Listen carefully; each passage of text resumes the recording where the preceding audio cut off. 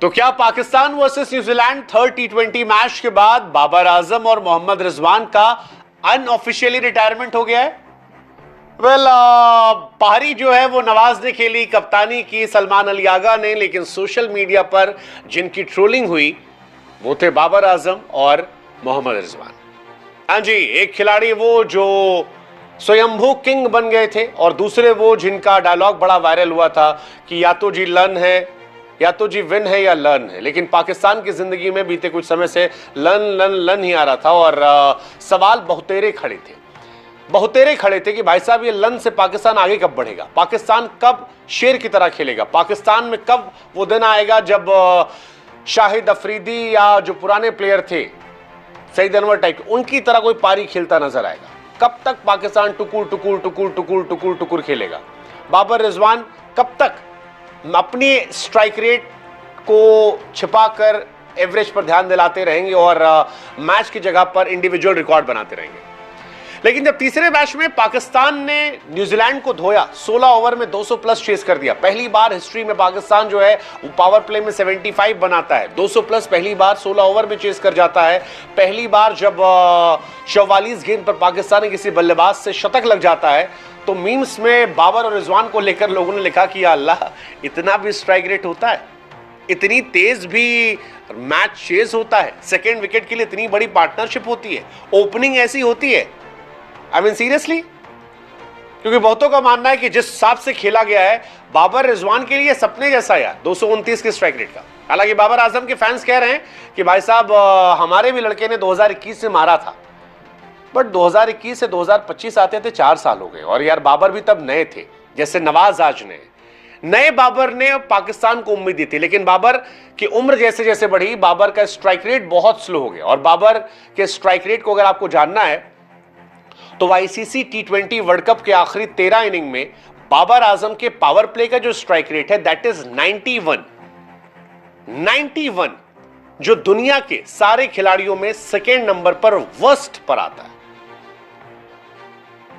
आखिरी आईसीसी के 13 अगर आप टी20 मैचेस की बात करेंगे तो वहां पर बाबर का रिकॉर्ड है। परफॉर्मेंस पता नहीं, लेकिन बाबर भाई के पीआर की बड़ी बातें थी और अब बाबर के एंटी पीआर जो है वो बाबर पे चढ़ रहा है। मतलब लोगों ने मीम्स बनाने शुरू कर दिए। तो क्या बाबर भाई का रिटायरमेंट धोनी के रिटायरमेंट से पहले हो जाएगा? मतलब सीरियसली, कईयों ने कहा कि भाई साहब बाबर रिजवान के लिए रिस्पेक्ट तो है, लेकिन यार टी20 में जगह नहीं बनती उनकी, क्योंकि वो इस तरह की पारियां नहीं खेल सकती। ये जो हसन ने खेला है प्रेशर में आकर, ये नहीं हो सकता यार। बाबर रिजवान में लोग भूल गए थे कि आखिरी बार 70 प्लस कब बना था पावर प्ले में, नहीं बनता। 75 रन बने जो पाकिस्तान की हिस्ट्री के फास्टेस्ट है, 205 रन गए हैं जो पाकिस्तान की हिस्ट्री के सबसे फास्ट है, शतक सबसे तेज है, सेकेंड विकेट के लिए 61 बॉल पे 133 रन की पार्टनरशिप है, 200 प्लस स्ट्राइक रेट से पार्टनरशिप है। बाबर रिजवान नहीं करते। बाबर रिजवान को खेलना हो तो आप 150 रन बनाइए, 150, 160, 170 तक वो चेस कर सकते हैं, 200 प्लस पे उनकी बैंड बच जाती है। न्यूजीलैंड ने 204 बनाए थे, पाकिस्तान ने 207 जीत लिए, 9 विकेट से जीता। सीरीज फिलहाल जिंदा है। हसन नवाज का जलवा जो है वो जबरदस्त है। हालांकि पाकिस्तान की टीम पल में तोला पल में माशा, पिछले मैच में 14 पे 4 थी, इस मैच में 75 पर 1 थी।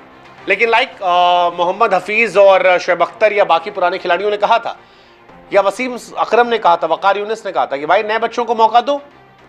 हार तो आप वैसे भी रहे हो बाबर रिजवान को लेके भी, ऐसा तो है नहीं कि बाबर रिजवान है तो आप जीत रहे हो, हार वहां भी आप रहे हो। तो अगर नए बच्चों को मौका दोगे, वो हारेंगे, गलतियां करेंगे तो अगले मैच में कवरअप भी कर लेंगे, मैच जिता भी देंगे आपको, कहीं ना कहीं तो मैच बनाएंगे, फंसाएंगे। और वही हुआ।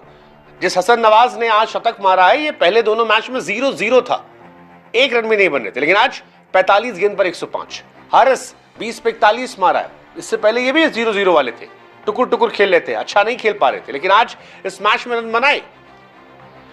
हसन नवाज की पारी ने बताया 7 छक्के मारे, 10 चौके मारे, 233 के स्ट्राइक रेट से रन बनाए, केवल 10 डॉट बॉल खाई इसने। और चेजिंग में थर्ड फास्टेस्ट सेंचुरी है। फास्टेस्ट लियाम लिविंगस्टन की 42 पे, डिकॉक की 43 पे, हसन नवाज की 44 पर है। That is third fastest and he is just 22। Debut series है। क्या बाबर रिजवान का टी20 करियर जो है कुछ समय के लिए अनऑफिशियली एंड हो गया? वेल इट सीम्स सो क्योंकि उन्होंने स्ट्राइक रेट पर काम नहीं किया था और टुकुर टुकुर खेलने से मैच फंसता है। बाबर रिजवान को कई मौके दिए गए थे, बट ऐसा लगता है कि शायद अब मुश्किल है क्योंकि सैम अयूब फिट हो जाएंगे, हसन नवाज यहाँ पर हो गए, फ़खर जमान उधर है, कई खिलाड़ी हैं। मुझे लगता है कि बड़ा मुश्किल है कि बाबर आजम या रिजवान को फिर T20 में वो ट्राई करेंगे एटलीस्ट कुछ समय तक। अगले साल वर्ल्ड कप को लेकर मुझे लगता है कि शायद दोनों बाहर रहेंगे। Let's see what you think, क्या बाबर रिजवान 2026 का वर्ल्ड कप खेलेंगे? अगर खेलेंगे तो पाकिस्तान का लॉस है, दुनिया का फायदा है। नहीं खेलेंगे तो शायद कुछ एक्साइटिंग टैलेंट जो है निकल कर आए, मजा आए। लेट्स सी, देखते हैं।